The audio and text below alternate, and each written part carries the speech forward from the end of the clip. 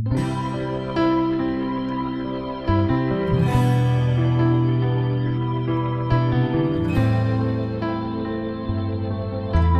todos bem-vindos para este estudo do Livro dos Espíritos, novamente. E hoje vamos falar aqui do quarto e último ponto do capítulo 1, que é o capítulo Deus, não é? E este quarto e último ponto deste capítulo tem o título de Panteísmo, tá? A pergunta número 14 diz assim: Deus é um ser distinto ou, conforme a opinião de alguns, a resultante de todas as forças, de todas as inteligências do universo reunidas? Que isto é uma opinião que muita gente compartilha dessa opinião, né? Resposta dos Espíritos diz assim: se assim fosse, Deus não existiria, pois seria efeito e não causa. Ele não pode ser ao mesmo tempo uma coisa e outra. Deus existe. Disso não podeis duvidar. Não podeis duvidar. É o essencial. Crede-me, não quererias ir mais além. Não vos percais no labirinto de onde não poderias sair. Isso não vos tornaria melhor, mas talvez um pouco mais orgulhosos, porque acreditarias saber e na realidade nada saberias. Deixai, portanto, de lado todos os sistemas. Tendes coisas suficientes que vos tocam mais diretamente, a começar por vós mesmos. Estudai as vossas próprias imperfeições, a fim de vos livrardes dela. Isto ser-vos-á mais útil do que querer penetrar no que é impenetrável. Aqui é um ponto muito importante nesta pergunta, né? Que está neste ponto final, que diz assim: estudai as vossas próprias imperfeições, ou seja, conhecimento de si mesmo, conhecimento de nós próprios, o autoconhecimento. Ele está na pergunta 14, está a dizer que nós devemos nos preocupar muito mais com autoconhecimento do que nos preocupar com coisas que talvez não conseguimos compreender ainda, não é? E talvez não tenham grande utilidade neste momento, visto que estamos numa fase talvez inicial até, e portanto nem sempre conseguiremos e talvez não conseguiremos ainda entender muitas das coisas. Então está a dizer: estudai as vossas imperfeições, autoconhecimento, a fim de vos livrares dela, não é? Se nós nos autoconhecermos, vamos poder nos apartar das nossas imperfeições, dos nossos erros, porque nós cometemos erros constantemente, todos os dias e a toda hora praticamente. Então, se nós nos autoconhecermos, se fizermos o estudo de nós próprios, nós vamos começar a diminuir a quantidade de erros que cometemos, não é? E ele diz que isto ser-vos-á mais útil do que querer penetrar no que é impenetrável. Então ele está a dizer que há coisas que são impenetráveis, pelo menos por agora, né? Pergunta 15. Que se deve pensar da opinião segundo a qual os corpos da natureza, todos os seres, todos os planetas do universo, seriam partes da divindade e constituiriam em conjunto a própria divindade, isto é, da doutrina panteísta, não é?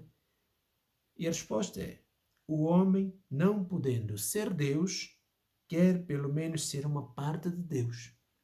O homem, não podendo ser Deus, quer pelo menos ser uma parte de Deus. Meditem sobre essa questão. A pergunta 16, e a última pergunta deste bloco, do quarto ponto do capítulo 1. A pergunta 16 diz assim: aqueles que professam essa doutrina pretendem encontrar nela a demonstração de alguns dos atributos de Deus, Sendo infinito os mundos, Deus é por isso mesmo infinito. Não havendo vazio ou nada em parte alguma, Deus está por toda parte. Estando Deus por toda parte, visto que tudo é parte integrante de Deus, Ele dá a todos os fenómenos da natureza uma razão de ser inteligente, que se pode opor a este raciocínio. Resposta: a razão. Refleti maduramente e não vos será difícil reconhecer-lhe o absurdo. A resposta dos espíritos aqui é uma resposta bastante peremptória, bastante direta, e diz que tudo isso é um absurdo. Não é? Kardec faz um comentário e diz assim: esta doutrina faz de Deus um ser material, um ser material que, embora dotado de uma inteligência suprema, seria em ponto grande o que somos em ponto pequeno. Ora, se assim fosse, como a matéria se transformando incessantemente, Deus não teria estabilidade alguma, estaria sujeito a todas as vicissitudes, até mesmo a todas as necessidades da humanidade. Ele careceria de um dos atributos essenciais da divindade, a imutabilidade. As propriedades da matéria não podem aliar-se à ideia de Deus sem rebaixá-lo em nosso entendimento. E nenhuma subtileza de sofisma conseguirá resolver o problema da sua natureza íntima. Não sabemos tudo o que ele é, mas sabemos o que ele não pode deixar de ser. E este sistema está em contradição com as suas propriedades mais essenciais. Ele confunde o Criador com a criatura, exatamente como se quisesse que uma máquina engenhosa fosse parte integrante do mecânico que a criou. A inteligência de Deus revela-se nas suas obras como a de um pintor nos seus quadros, mas as obras de Deus não são o próprio Deus, tanto quanto o quadro não é o pintor que o concebeu e executou. Então, esta última pergunta diz que é mais ou menos o que nós temos vindo a fazer. É criar Deus à nossa imagem. É criar Deus à imagem do homem. Não é? Com todos os defeitos e as qualidades que nós homens também temos. Portanto, é por superlativar Deus como se fosse um homem superlativo. Não é?